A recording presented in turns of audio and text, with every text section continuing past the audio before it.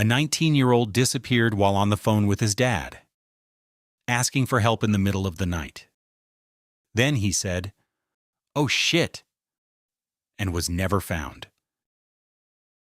His name was Brandon Swanson. He was 19 years old, and earlier that night he had been driving home alone on quiet back roads in Minnesota after spending the evening with friends. At some point during the drive, he lost control of the car and went off the road, ending up in a ditch in the middle of nowhere. It wasn't a serious crash, he wasn't hurt, but the car was stuck and he couldn't get it out by himself. So instead of staying with the car, he called his dad and asked him to come help. His dad answered, and the two of them stayed on the phone as Brandon started walking through the dark, trying to figure out exactly where he was. He believed he was close to the town of Lind and told his parents to look for him there, but without realizing it, he had actually misjudged his location completely. As his parents drove around searching for him, they stayed on the phone trying to figure out where he was, but they never managed to find each other. Brandon was convinced he was near the town of Lind and kept guiding his parents based on that. But without realizing it, he was actually miles away from where he thought he was. So while he kept walking through the darkness, and his parents kept driving around trying to find him, they were never even close to each other. The call continued for nearly an hour, as he moved through fields and along gravel roads in the middle of the night. The call continued as Brandon kept walking through the darkness, still trying to guide his parents, describing what he thought he could see around him. At this point, he had been on the phone with his dad for quite a while, moving through unfamiliar terrain in the middle of the night with no clear sense of where he actually was.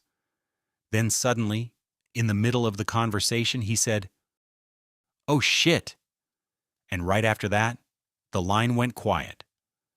His father stayed on the phone, calling out to him, waiting for a response, but there was nothing. No movement, no sound, nothing at all. Brandon never came back on the line. Later that night, his parents contacted the authorities, and a search was quickly started. When his car was eventually found, it became clear that Brandon hadn't been where he thought he was. He believed he was near Lind, but in reality, he was miles away, near Taunton, which meant that while he had been guiding his parents over the phone, they had been searching in the wrong place the entire time.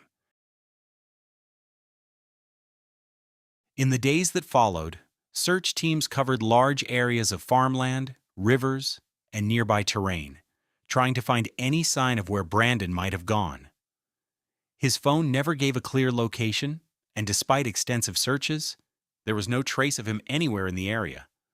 The only thing they had was his abandoned car, and the final words he said on that call. Search teams returned again and again, expanding the area, going over the same ground multiple times, focusing on fields, drainage ditches, and nearby waterways. The terrain made it difficult, especially with uneven ground, tall grass, and areas that were hard to access, even during daylight. At one point, tracking dogs were brought in, and for a short distance, they seemed to pick up a scent, leading toward a nearby river. But the trail eventually stopped, and from that point on, there was nothing more to follow. As time passed, the searches continued, but the chances of finding him alive grew smaller, and the case slowly began to shift from a rescue to a recovery. Despite all the effort, all the people involved, and all the time spent searching, no clear evidence was ever found to explain what happened in those final moments. After his disappearance, Brandon's family continued searching for answers, pushing for more awareness and more effort in cases like his. His case later led to what became known as Brandon's Law in Minnesota, requiring authorities to take missing person reports seriously, without delay. As time went on, the case remained unsolved, and despite everything that was done, there were still no clear answers to what happened that night. Search teams went over the same areas again and again, including the river that runs through the landscape, but nothing was ever found. Brandon Swanson was never found. All that remains is a phone call that suddenly went silent